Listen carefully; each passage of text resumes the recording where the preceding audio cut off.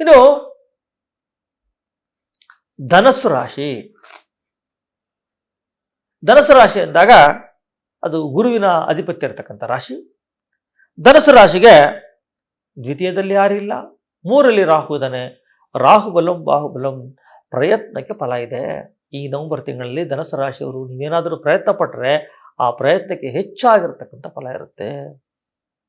ಇನ್ನು 4ನೇ ಮನೆಯಲ್ಲಿ ಶನಿ ಸಂಚಾರ, ಮನೆಯನ್ನು ಕಟ್ಟಲಿಕ್ಕೆ ಶುಭ ವಿನಃ ಸೈಟ್ ತಗೊಳ್ಳೋಕ್ಕೆ ಶುಭ ಇಲ್ಲ. ಸೈಟ್ ಅಂದರೆ ಯಾವುದು? ಚಿಕ್ಕ ಚಿಕ್ಕ ಮನೆ ಕಟ್ಟೋ ಸೈಟ್ ಅಂತ ತಗೋಬಾರ್ದು. ನವಂಬರ್ ತಿಂಗಳು ಆದ್ಮೇಲೆ ಬೇಕಾದ್ರೆ ನೋಡೋಣ. ಈ ಧನಸ್ಸು ರಾಶಿಯವರು ಈಗ ಸೈಟನ್ನು ತಗೋಬಾರ್ದು.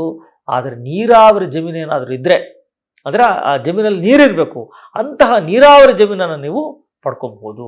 ಆದರೆ ಜಮೀನಲ್ಲಿ ಇರಬೇಕು, ಆ ನೀರಾವರಿ ಜಮೀನನ್ನು ಮಾತ್ರ ತಗೋಬೇಕು ವಿನಃ ಮನೆ ಕಟ್ಟಲಿಕ್ಕೆ ಸೈಟನ್ನು ಹುಷಾರಾಗಿರಬೇಕು. ಅಥವಾ ಸೈಟ್ ಇದ್ದು ಆ ಸೈಟಲ್ಲಿ ಬೋರ್ ಹಾಕಿ ಅಲ್ಲಿ ನೀರಿದ್ರೆ ಅದನ್ನು ನೀವು ಪರ್ಚೇಸ್ ಮಾಡ್ಕೋಬಹುದು. ಆ ಸುಖಕ್ಕೆ ಯಾವ ರೀತಿಯಾಗಿರ್ತಕ್ಕಂಥ ಭಂಗ ಬರೋಲ್ಲ. ಆದರೂ ಕೂಡ ನೀವು ಒಂದು ಶನಿಗ್ರಹದ ಶಾಂತಿಯನ್ನು ಮಾಡಿಕೊಳ್ಳಲೇಬೇಕು.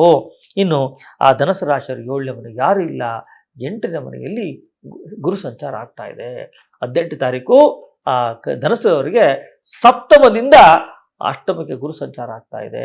ವೈವಾಹಿಕ ಜೀವನಗಳ ಸಮಸ್ಯೆ ಆಗ್ತದೆ, ಗಂಡ ಹೆಂಡತಿ ನಡುವೆ ಸಂಗಾತಿಗಳಿಗೆ ತೊಂದರೆ ಆಗ್ತದೆ, ವ್ಯವಹಾರಗಳು ಸ್ಥಗಿತವಾಗ್ತವೆ. ಅದರಿಂದ ಒಂದು ಗುರುಗ್ರಹದ ಶಾಂತಿಯನ್ನು ಕೂಡ ನೀವು ಮಾಡ್ಕೋಬೇಕಾಗತ್ತೆ. ಗುರುಗ್ರಹದ ಶಾಂತಿ ಹೋಮ ಮಾಡೋದ್ರಿಂದ ಎಲ್ಲ ವ್ಯವಹಾರಗಳು ಕೈ ಸಿಗ್ತವೆ.